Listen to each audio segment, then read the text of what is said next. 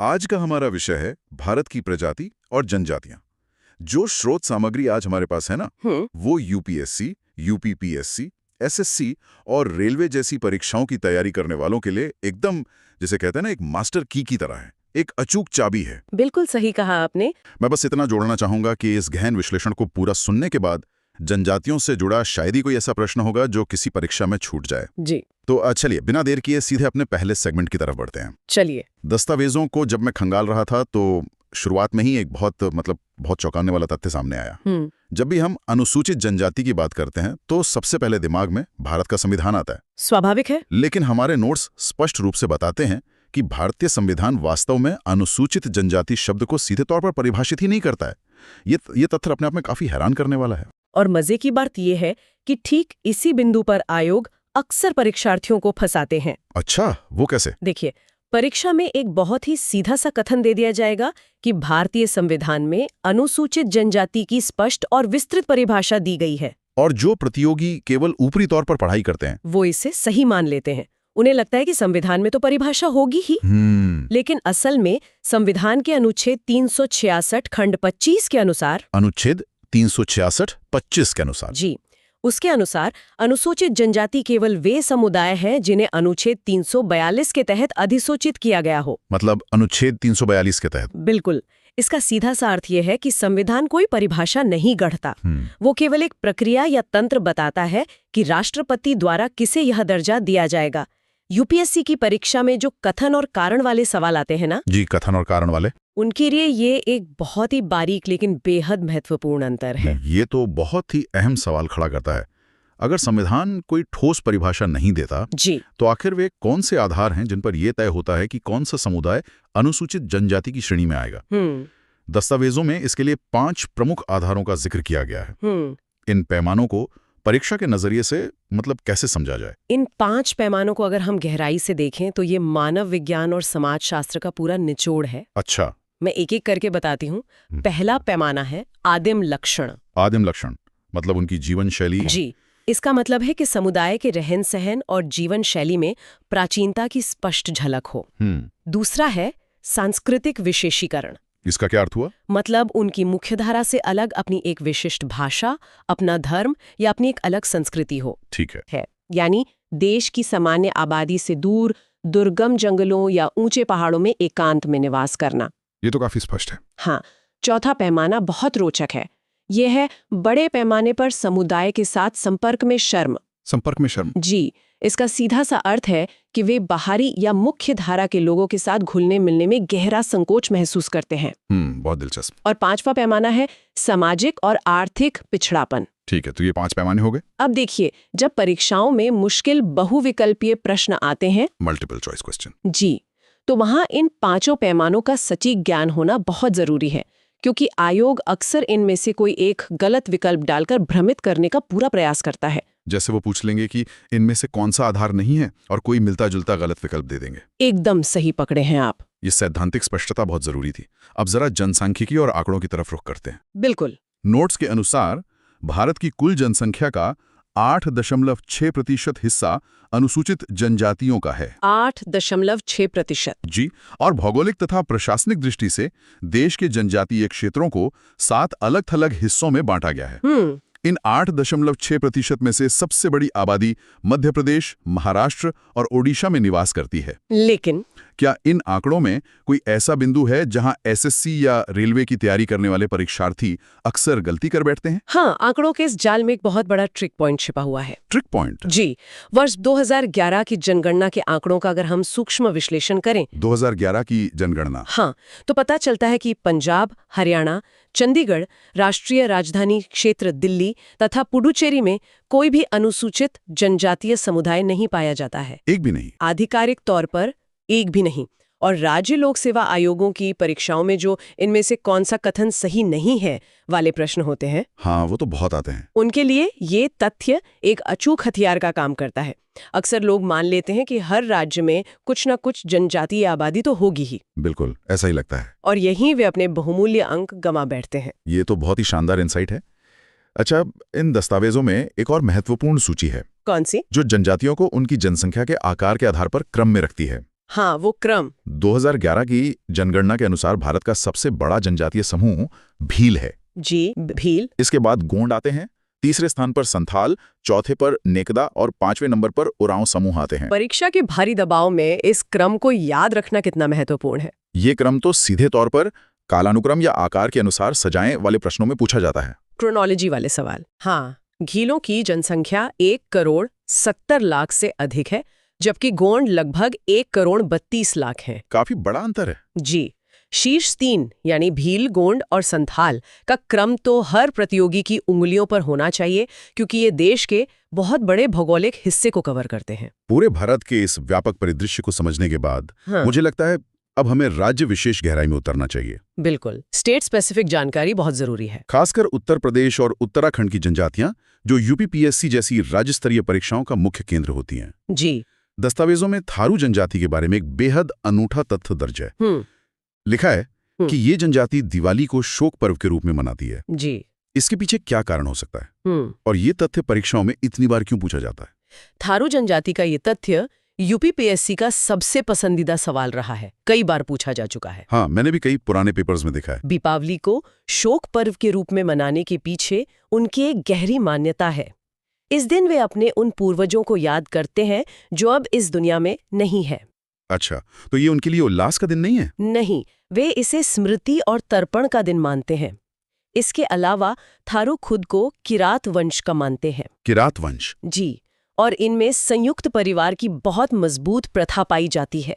भौगोलिक दृष्टि से देखें तो ये उत्तराखंड की सबसे बड़ी जनजाति है। उत्तराखंड की सबसे बड़ी? हाँ, और इसका विस्तार नैनीताल से लेकर उत्तर प्रदेश के गोरखपुर और बिहार के तराई क्षेत्रों तक फैला हुआ है।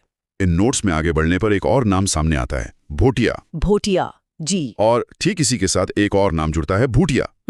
भोटिया और भूटिया। ये एक ऐसा बिंदु लगता है जहां उच्चारण या मात्रा की जरा सी चूक एक परीक्षा में बहुत भारी पड़ सकती है। इन दोनों के बीच का अंतर कैसे स्पष्ट किया जाए? ये एक बहुत ही क्लासिक भ्रम है। इसे स्पष्ट करना नितांत आवश्यक है। जी, बताइए। भोटिया जनजाति ओ की मात्रा के साथ ये उत्तराखंड की दुर्गम पहाड़ियों और उत्तर प्रदेश के तराई क्षेत्रों में निवास करती है। यूपी और उत्तराखंड में भोटिया? जी, ये मंगोल प्रजाति के होते हैं और इनकी सबसे बड़ी विशेषता ऋतु प्रवास है। ऋतु प्रवास मतलब मौसम के हिसाब से जगह बदलना? बिल्कुल, यानी ये कठोर सर्दियों में पहाड़ों से नीचे घाटियों में आ जाते हैं और गर्मियां शुरू होते ही वापस ऊंचाई पर चले जाते हैं। ठीक है, ये तो हो गया भोटिया। वहीं दूसरी ओर भूटिया जनजाति है, ऊ की मात्रा के साथ। भूटिया जो मुख्य रूप से सिक्किम, पश्चिम बंगाल और त्रिपुरा के क्षेत्रों में पाई जाती है। ओहो, मतलब एक उत्तर भारत में और दूसरी पूर्व और पूर्वोत्तर की तरफ। एकदम सही।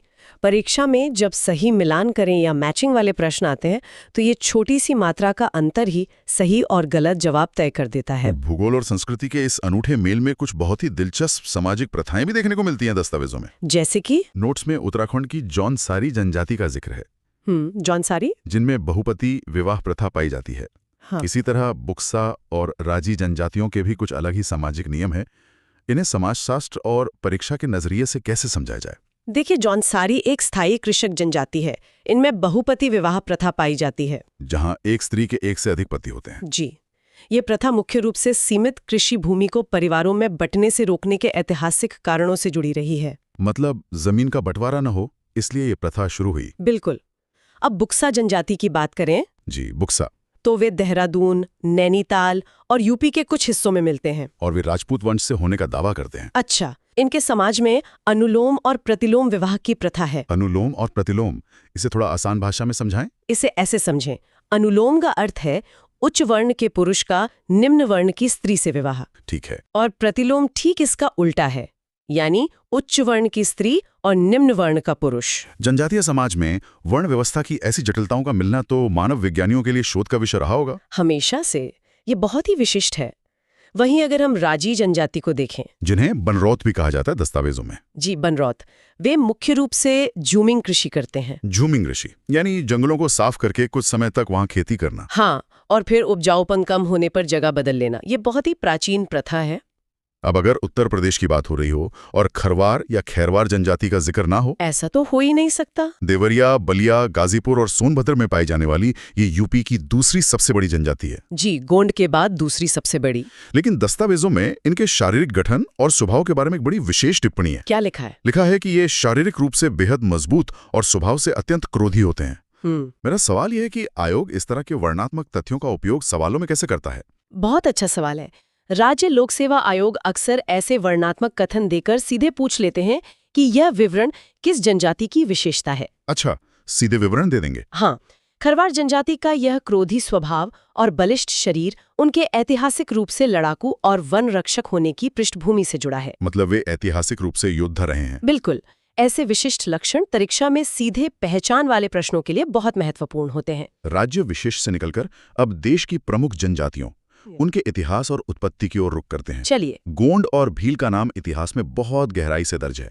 नोट्स के अनुसार गोंड, जो गोंडवाना लैंड के मूल निवासी माने जाते हैं, वो यूपी का सबसे बड़ा जनजातीय समूह भी हैं। जी। इनकी संस्कृति में पशु बलि और कम वस्त्र लेकिन आभूषणों के प्रति विशेष प्रेम का उल्लेख है। सही कहा। वही भील जनजाति के बारे में भाषा विज्ञान का एक बहुत ही रोचक तथ्य दिया गया। बिल्कुल। भील शब्द की उत्पत्ति दरअसल तमिल भाषा के बिल्लुअर या मिलावर शब्द से हुई है। बिलुअर, इसका शाब्दिक अर्थ क्या होता है? इसका शाब्दिक अर्थ होता है धनुर्धारी, धनुष चलाने वाला। जी।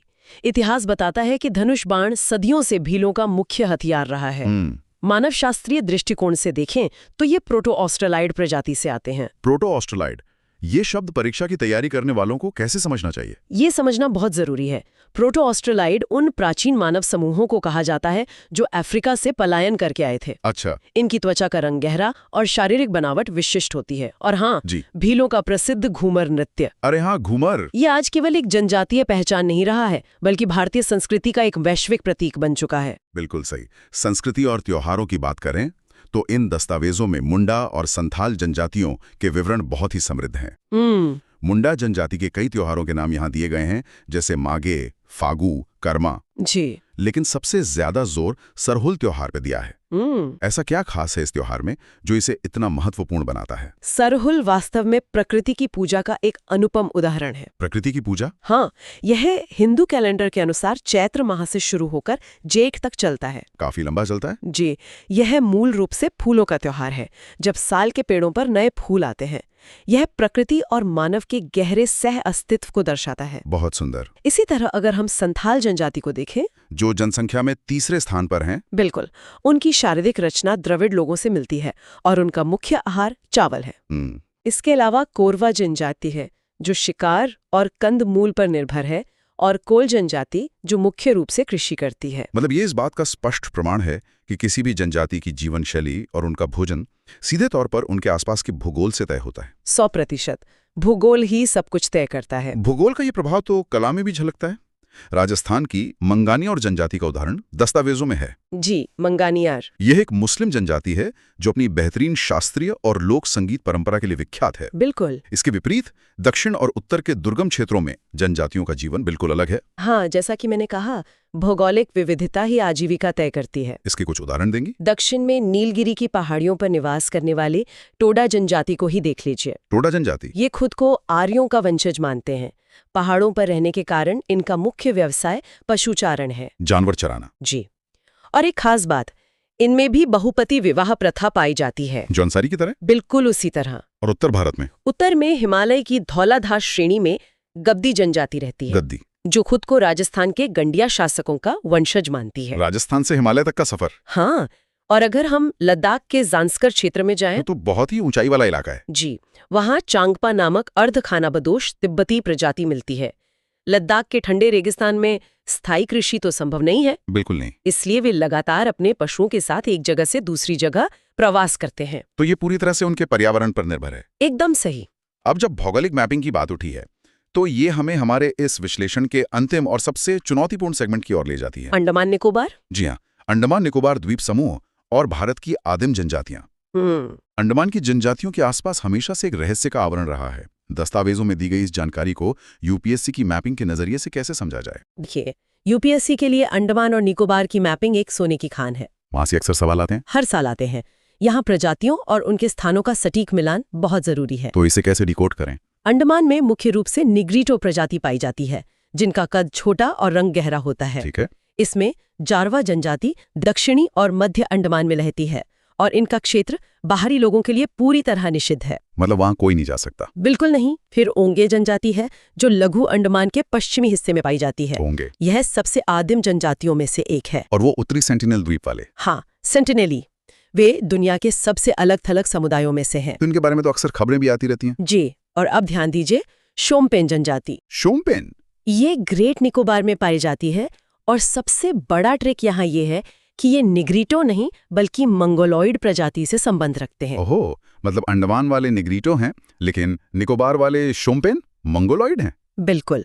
मैपिंग में यहीं से फंसाने वाले सवाल बनते हैं। ये तो बहुत ही शानदार जानकारी है। अच्छा, इन दस्तावेजों में राज्यों और उनकी आदिम जनजातियों, मतलब पर्टिकुलरली वल्नरेबल ट्राइबल ग्रुप्स या पीवीटीजी की एक बहुत लंबी सूची दी गई है। हाँ, काफी लंबी सूची है। अक्सर एसएससी या रेलवे जैसी प्रतियोगी परीक्षाओं की तैयारी में इन सूचियों को रटना छात्रों को एक बुरा सपना लगता है। स्वाभाविक है। क्या इन्हें याद रखने का कोई तार्किक तरीका है ताकि सही मिलान वाले प्रश्नों में गलती ना हो? हाँ, एक तरह का रैपिड फायर सारांश हो जाए। बिल्कुल।